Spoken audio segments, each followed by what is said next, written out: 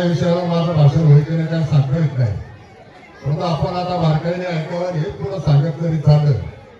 मग भारतीय शेठच्या बाबत असं सरदारांच्या बाबत असं कार्यकर्त्यांना माझी ही विनंती त्या निमित्तानं राहणार आहे. सरदारांचा जो काही कुटुंब आहे त्यांचे 4-5 कुटुंबे मुंबईला भाजीपाल्याच्या व्यापारामध्ये, मग शालेय शिक्षण झाल्यावर सरदारांनी सुद्धा त्याच्यामध्ये आपला सहभाग नोंदवला.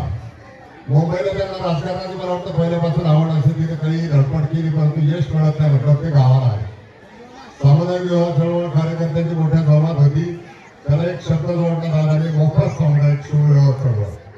सगळ्या तालुक्यात कानाकोपऱ्यामध्ये अनेक गोरगरिबांचे प्रपंच उभे करण्याचं काम केलं. व्यक्तिगत स्वरूपात कोणाला अडचणी आल्या, कुठं जरी अपघात झाला, स्वतःच्या खिशामध्ये हात घातला ते कुटुंब त्या ठिकाणी उभं करण्याचं काम त्यांनी केलं. आमच्या तालुक्यामध्ये 4-5 महत्वाची गावं, आळेफाटा असेल, ओतूर असेल, बिंगोर असेल, नारायणगाव असेल. आपल्याला लोकसंग्रह वाढवायचा त्यांच्या मनात काय मनीष होती माहीत नाही, पण सकाळी तिकडे गेलं 100-150 माणसं, तरुण पोरं, ज्येष्ठ मंडळी, चला नाश्त्याला. वेळापत्रक जाहीर करतो. बरोबर म्हणायची काही तात्पुरतं आहे, परंतु दादानी ती कायम सवय ठेवली. सकाळी दादा इथे येणारे काय वाटपायची एवढ्या सगळ्या तालुक्यामध्ये ते हे फिरत असताना बेरके साहेबांची त्यांची एक दिवस गाठ पडली. म्हणजे काय रे तू काही फिरतो बिनधास्त व्यक्ती म्हणतो. बेरके साहेबांना ते मला आमदार व्हायचे या तालुक्याचे. साहेब तर खालीवर पाहत राहिले.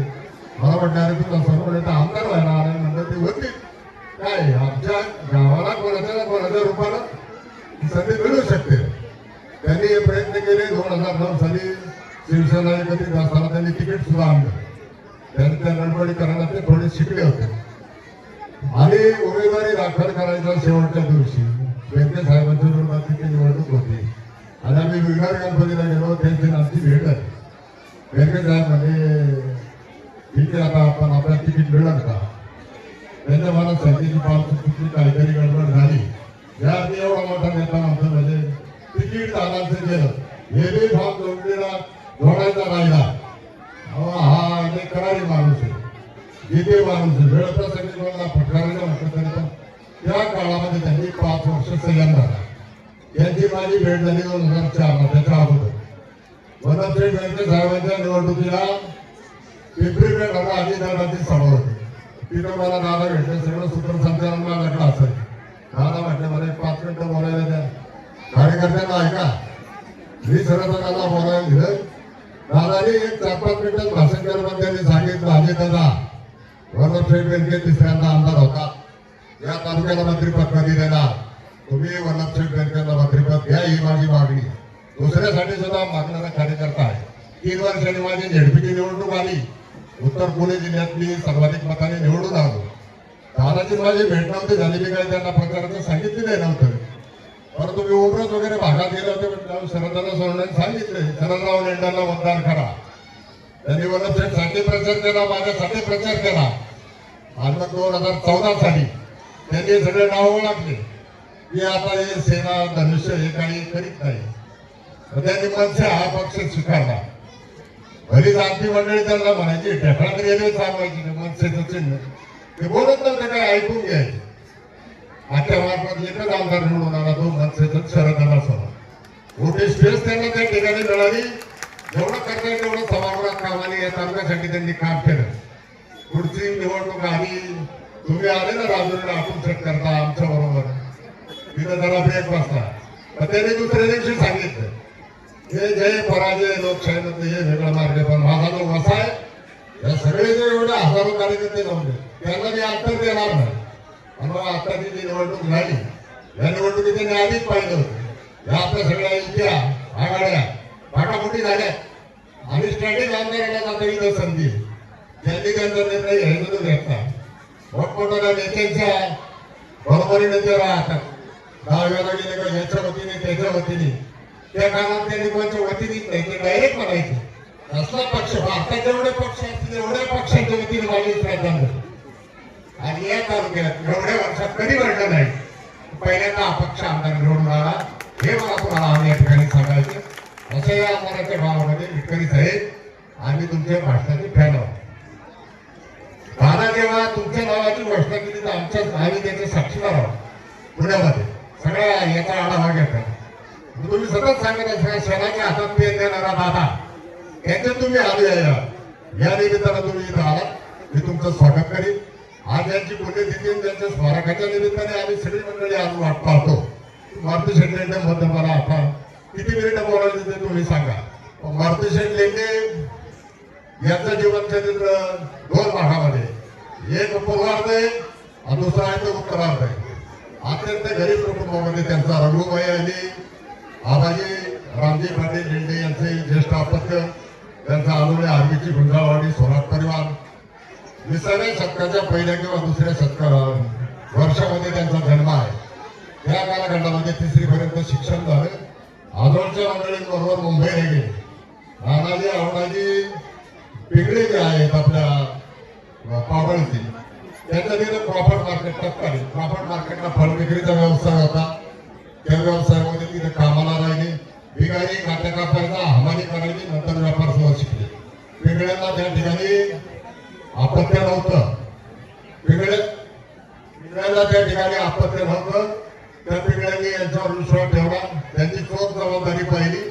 वृद्धापकाळामध्ये त्यांच्या नावावर काळा करून दिला.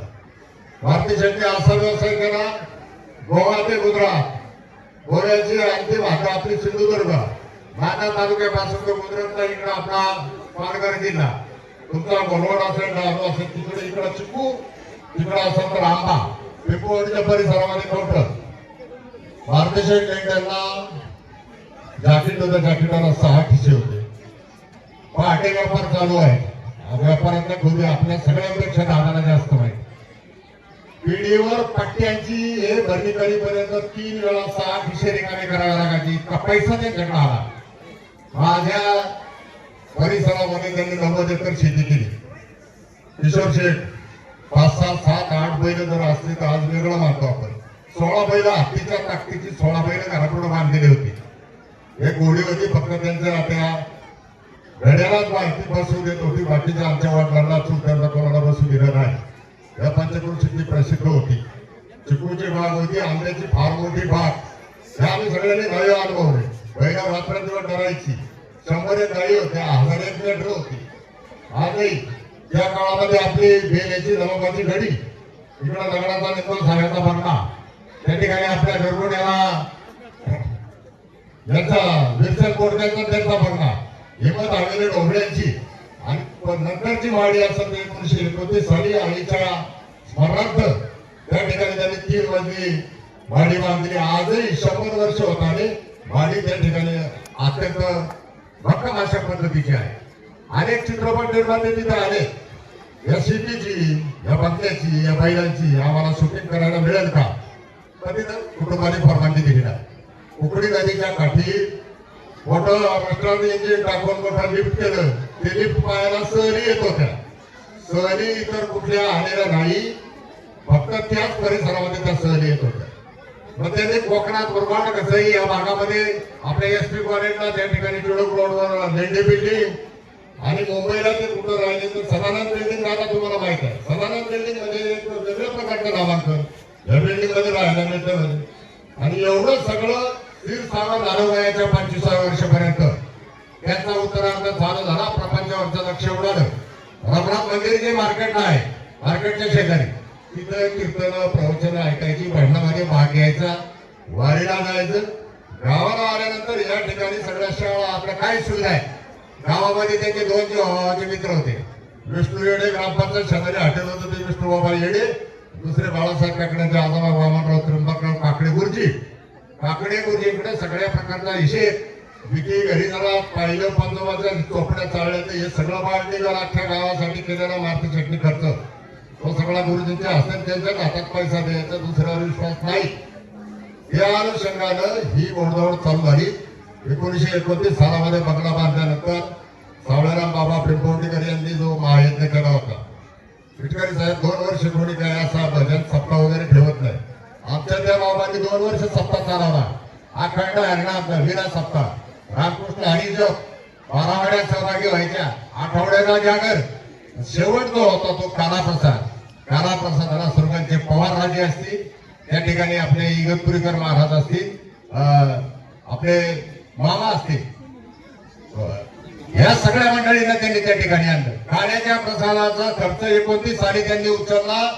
साखरेचा शिरा पाहायला तरी मिळत होता काय? साखरेच्या शिराकडे सांगलीवर तूप आणण्याच्या नोंदी 29 साल काही जास्त जुना नाही. आयोजनाला आठवणारी तो शिरा खाणारी लोकांनी आम्हाला सांगितलं. तिथून पुढे त्यांच्या कार्याची सुरुवात झाली. 45 सालामध्ये त्यांनी ही जी शाळा आहे, आपल्या पाठीमागे शाळेचा आहे प्राथमिक शाळा, पिंपवडी जुन्नर नगरपालिकेच्या नगर परिषदेच्या बाहेर पिपसल साहेबांची हिवरे बुद्रुकची बांधकाम हिवरेची आपल्या 1840 सालची शाळा जरा अपुरी पडायला लागली. मुलींना शिक्षणाच्या निमित्ताने त्या ठिकाणी प्रवेश मिळायला लागले. 8 खोले टाकी बांधून दिल्या. त्या साली आमची ग्रामपंचायतीची इमारत सुद्धा त्यांनी बांधून दिली. पुढच्या काळामध्ये आपले धाकटे बंधू आपले स्मशानभूमी आधुनिक केली 48 सालात. 47 सालामध्ये विविध कार्यकारी सहकारी सोसायटीची स्थापना केली. त्याच्यानंतर आपला मग दवाखाना केलाय, सुटिकागृह केले, त्यांनी हायस्कूल बांधलं. हायस्कूलच्या प्रणालीसाठी स्वतःची 10 एकर बागायती जमीन 15,000 रुपये रोख देणगी दिली. तेव्हा 2.5 रुपये गोवन होती सिमेंटची. त्या पैशाचा आता लेखाजोखा जर काढला तर तो किती जाईल. या सगळ्या गोष्टी त्याच्यामध्ये सुटिकागृहामध्ये चांगली प्रसिद्धी झाली पाहिजे. स्वतः दवाखाना बांधला, तिथे डॉक्टर ठेवला. 4 वर्षांनी मान्यता मिळाली. तोपर्यंत सगळी औषधं, सगळा डॉक्टर, सगळा खर्च स्वतः केला त्यांनी. इथे मराठी शाळेमध्ये 14 जानेवारीला संक्रांतीला गावाला आले की 15 जानेवारीला जवाहरलाल नेहरूंच्या अगोदर त्यांनी बालदिन सुरू केलाय. 15 जानेवारी हा बालदिन असायचा आणि मुलांच्या शाळा होत्या. सूतकताई होती, कापूस पेंजायचा, सरके बाजूला काढायची, वेळू पिळू कठडीवर काम करायचं आणि 7वी मधली विद्यार्थी गेला का तो कापड तयार करा. पहिल्या नंबरच्या विद्यार्थ्यांनी तयार केलेलं कापड विकत घ्यायचं आणि आयुष्यभर तेच सदरे वापरले, दुसरा सदरा वापरायचा नाही. मुलांना इथं खाऊला काय आलत होते, बनावाली खारकाची पोती होती साहेब, पोती. बाकीचा तर काही खाऊ नाही. ही मुलं आमची मोठी झाली पाहिजे, सकट झाली पाहिजेत. नंतरच्या काळामध्ये मुलांसाठी तालीम बांधून दिली, सगळं साहित्य त्या ठिकाणी दिलं. प्राथमिक आरोग्य केंद्रामध्ये बाबांनी त्या टायमाला दूध घे, पावडरच्या दुधाची नुकतीच सुरुवात झाली. पोरांना दूध पाजा, या सगळ्या गोष्टी त्यांनी त्या निमित्तानं सगळ्या समाजामध्ये आमच्या ग्रामदैवतानं पूर्वी पशु ओळख होता. बाबुराव पाटील काकडे आणि या सगळ्या समाज जोडण्याच्या माध्यमातून पशु हत्या बंद केली. यात्रेच्या पूर्वीचा जर आपण इतिहास पाहिला त्याच्यात सुद्धा पुढाकार घेतला. मानवतेचा दृष्टिकोन त्या ठिकाणी अंगीकारलेला आहे.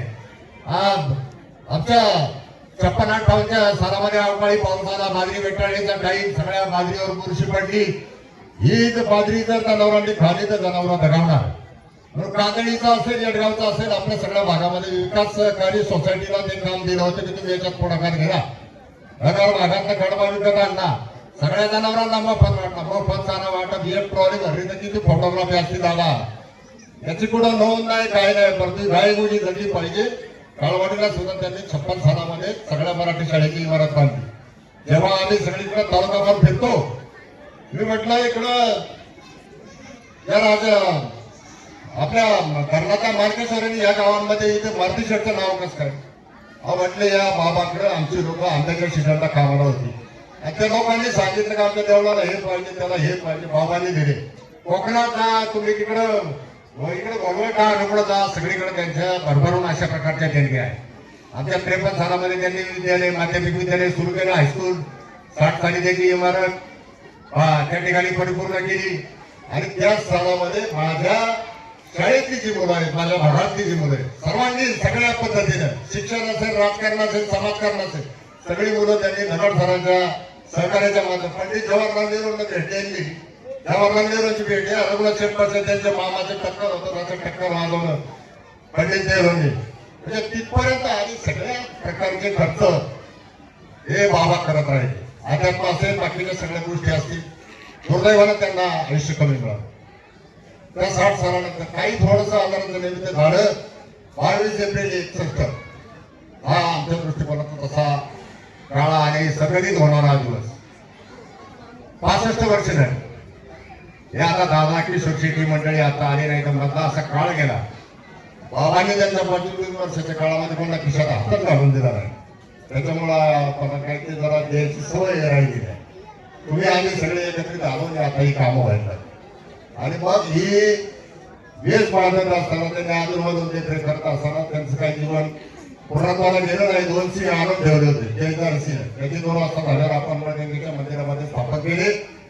परंतु काहीतरी त्यांचा योग असेल. आपल्याला शिवनेरीच्या पाट्यातला पुतळा मिळतो, हे सगळं दुर्बळ सगळी सुंदर भव्य अशा प्रकारचं काम होतं. सगळी गावातल्या अनेक पक्षाची अनेक विचाराची माणसं सगळी एकत्रित आलो, सगळ्यांनी त्या ठिकाणी त्या भाऊ बाप्पासाठी काम केलं. आणि म्हणून ही वेळ पूर्णत्वात जात असताना 5-6 वर्ष वाढली.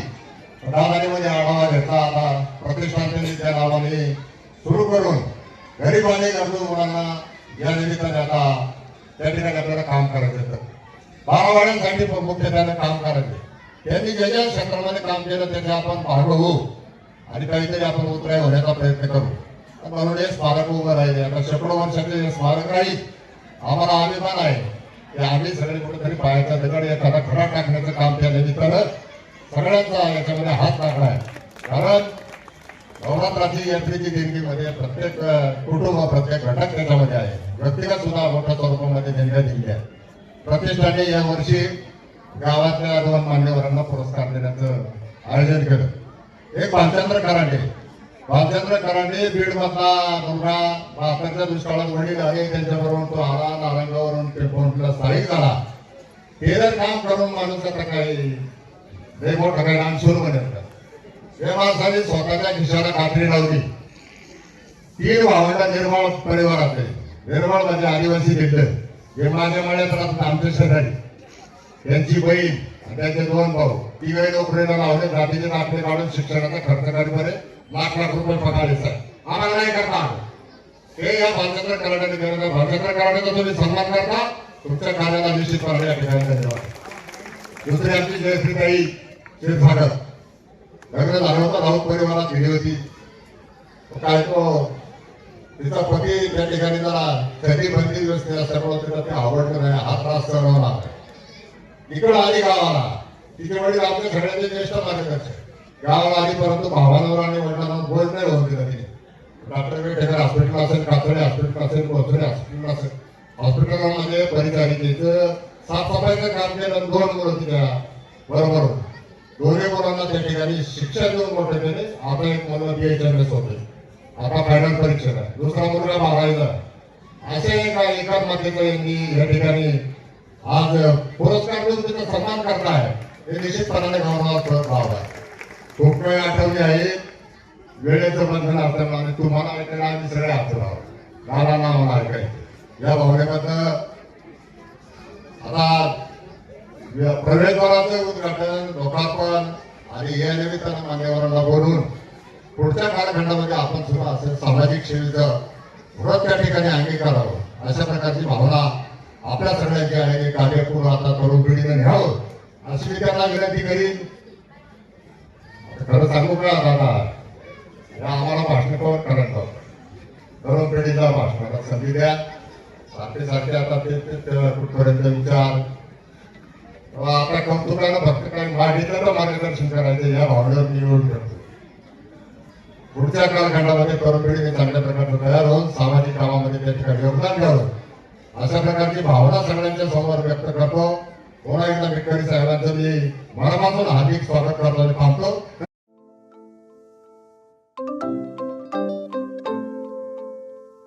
नवनवीन आणि ताज्या घडामोडींसाठी आज 24 तास सबस्क्राईब करा. त्याचबरोबर बेल आयकॉनवर क्लिक करा आणि मिळवा आमच्या बातम्यांच्या नोटिफिकेशन्स. तसेच आज 24 तासची प्रत्येक बातमी आपल्याला कशी वाटली हे कळवा. लाईक करून, कमेंट करून आणि आमच्या बातम्या शेअर सुद्धा करा.